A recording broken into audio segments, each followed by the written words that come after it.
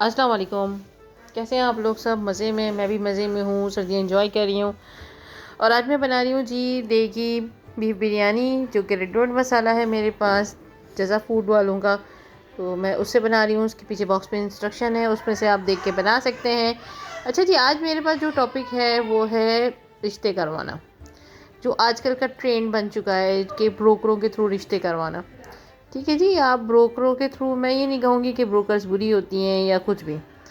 ٹھیک ہے جی، بروکرز کے تھرو آپ کروائیں رشتہ، لیکن یہ جو آج کل کا رواج بن گیا ہے، جو گھر گھر عورتیں جاتی ہیں، بچیاں دیکھتی ہیں، پھر ان کو ریجیکٹ کر دیتی ہیں، پھر دوسرے گھر جاتی ہیں، پھر وہاں لوازمات تیار کیے جاتے ہیں، ان کے لیے کھانا کھلایا جاتا ہے ان کے لیے. آج ہم اس ٹاپک پہ بات کریں گے. اور میرے پاس ایک حافظ طاہر صاحب کی تحریر بہت اچھی آئی، انہی دنوں میں آئی ہے. اچھا جی، یہ جو ویڈیو بنانے کا میں نے سوچا، یہ کیوں سوچا؟ یہ جی میں نے اس لیے سوچا کہ میں نے ایک فیس بک پہ اپنے ایک پیج ہے رشتے کرانے والی کا، اس پہ میں نے جی کمنٹ کر دیا غلطی سے کہ جی آپ کے پاس اردو اسپیکنگ رشتے ہیں. وہاں سے تو خیر جواب نہیں آیا مجھے، لیکن وہاں سے مجھے اتنے ان باکس پہ پھر میسیجز آئے ہیں، اور مجھے نہیں پتا کہ میں نے کیا ایسا میسیج میں لکھ دیا کہ لوگوں کو کیا لگا کہ شاید میرے پاس رشتے ہوتے ہیں یا کیا ہوتا ہے. اور لوگ کہنے لگے کہ جی ہماری بہن کا رشتہ کرواؤ، ہماری بیٹی کا رشتہ کرواؤ، ہمارے اس کا رشتہ کرواؤ. ارے بھائی، میرے پاس رشتے نہیں ہوتے. میں لوگوں کو منع کر رہی ہوں، بار بار منع کر رہی ہوں. آخر میں نے فیس بک اسٹیٹس لگا دیا.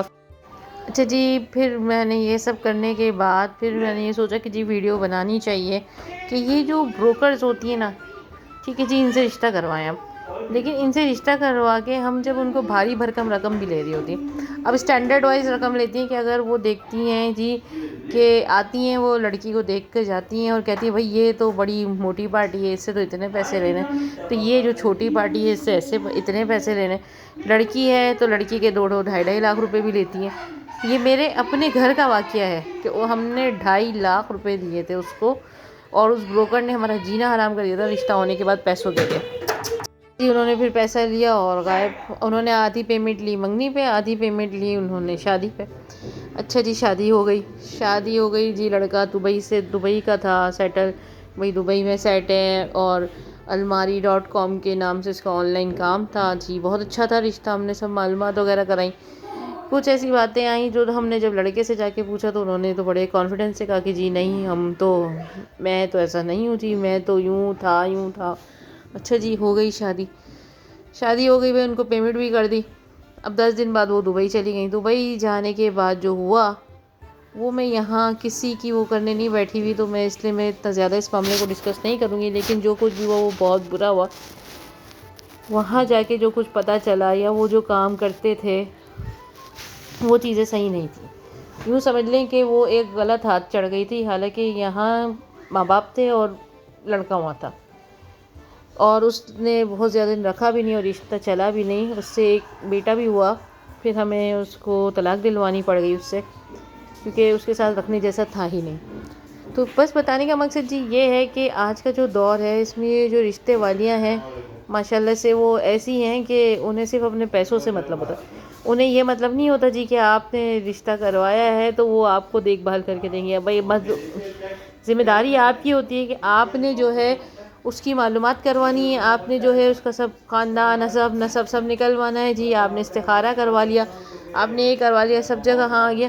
اور پھر جب ہو جاتا ہے اور ہم ان کو کلیم کرتے ہیں بھائی آپ نے کیا کرا، آپ کو پتہ ہونا چاہیے تھا نا کہ یہ ہوا ہے. پھر آپ کے نصیب، اچھا ہوا تو ہم نے کرایا، برا ہوا تو بول دیں گے آپ کے نصیب. تو یہ اس چیز سے بہت ڈر لگتا ہے. آپ اپنی بیٹا، آج کل تو بیٹوں کے نصیب سے بھی ڈر لگتا ہے.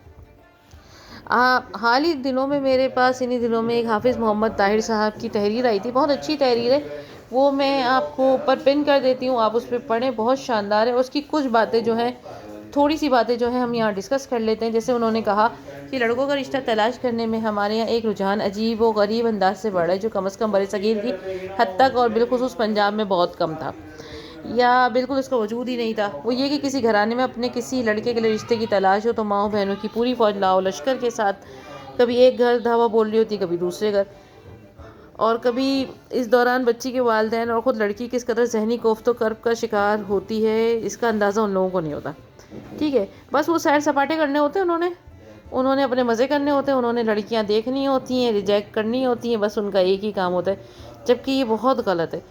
ہمارے پیارے نبی نے فرمایا کہ بھئی آپ نے دیکھنا ہے، جو یہ دیکھنا ہے کہ آپ کا ہم پلہ ہو، جوڑ مناسب ہو، اس کے علاوہ جو کسی کی شکل صورت بھی دیکھی جاتی ہے کہ ہمارے لڑکا کیسا ہے، ان کی لڑکی کیسی ہے، ان کی لڑکی کیسی ہے، ہمارے لڑکا کیسا ہے، یہ بھی دیکھا جائے، اور بس اس کے علاوہ کچھ بھی نہیں دیکھا جائے۔ بہت اچھی باتیں ہیں اس میں آپ کو پن کر دیتی ہوں، آپ پڑھیے گا اس کو، بہت مزیدار باتیں ہیں اس میں، انشاءاللہ آپ کو پسند آئیں گی۔ اور اس میں بہت اچھی باتیں کہی گئی ہیں کہ جب کوئی شخص نکاح کی نیت سے عورت کو دیکھے، وہ اس سے اچھی نہ لگے تو رشتہ بات آگے بڑھانے سے خاموش ہو جائے، سیدھا ہی یوں نہ کہے کہ میں اس سے شادی نہیں کرنا چاہتا، کیونکہ یہ بات باعث تکلیف ہوتی ہے۔ اس طرح الموسوعہ الفقیہ الکویتہ میں اگر کوئی شادی کے ارادے سے لڑکی کو دیکھے اور وہ اسے پسند نہ آئے تو خاموش ہو جائے، یعنی اشارے کرائے میں منع کرے، سیدھا یوں نہ کہے کہ میں اس سے نکاح نہیں کرنا چاہتا، کیونکہ یہ اس لڑکی اور والدین کے لیے تکلیف کا باعث بنتی ہے۔ اور بھی بہت سی اس میں باتیں، بہت لمبی ہو جاتی ویڈیو، تو اس لیے میں مختصر بات کروں گی کہ آپ جو بھی کریں دیکھ کے، سوچ سمجھ کے، اپنی بچی کے حساب سے کریں، انشاءاللہ اللہ تعالیٰ بہتر کرے گا، اور اللہ کی رضا ضرور معلوم کریں، استخارہ کروائیں، اور آپ کا دل مانے تو اس رشتے کو کریں، اور دل نہ مانے تو اس کو نہ کریں۔ اور بس ان بروکروں سے بچیں، بہت اچھی بروکرز بھی ہیں، بہت بری بھی ہیں، کچھ ایسی ہوتی ہیں جو بس صرف پیسے کے لیے کام کرتی ہیں، تو اس لیے اپنے آپ کو بچائیں۔ آگے ملتے ہیں نئی ویڈیو کے ساتھ، اللہ حافظ۔